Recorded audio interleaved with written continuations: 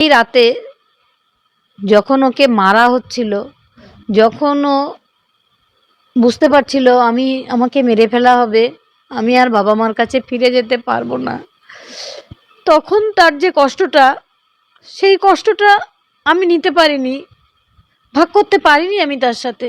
কিন্তু সেই কষ্টটা আমি রোজ অনুভব করি। তার কষ্টটা অনেক বেশি ছিল। তারপরেও তার নামটাই চলে গেছে অভয়া, তিলোত্তমা, এসব তার নাম হয়ে গেছে। এসব তো তার নাম নয়। আমাদের নিজেদের স্বইচ্ছায় এটা করছি এবং আশা করছি কেউ যদি একটু মনুষ্যত্ব মানুষের মধ্যে থাকে তারা কাদা ছোঁড়াছুড়ি করতে পারবে না। আর কাদা ছোঁড়াছুড়ি কতক্ষণ কাদা ছুটবে? আমরা তো কাদা গায়ে মাখবো না, কাদা জাস্ট সরিয়ে দেবো।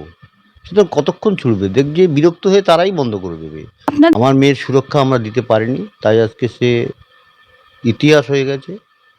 আপনার মেয়েও যেন ইতিহাস না হয় সেটাই দেখার দায়িত্ব এখন আমরা নিয়েছি। বাকি জীবন আপনার মেয়ে যাতে সুরক্ষিত থাকে এবং রাজ্যে যে দুর্নীতি, পাহাড় প্রমাণ দুর্নীতি, তার বিরুদ্ধে আমরা লড়াই করব এবং সেই দুর্নীতি শেষ করার জন্যেই আজকে আমাদের এই সিদ্ধান্ত নেওয়া হয়েছে।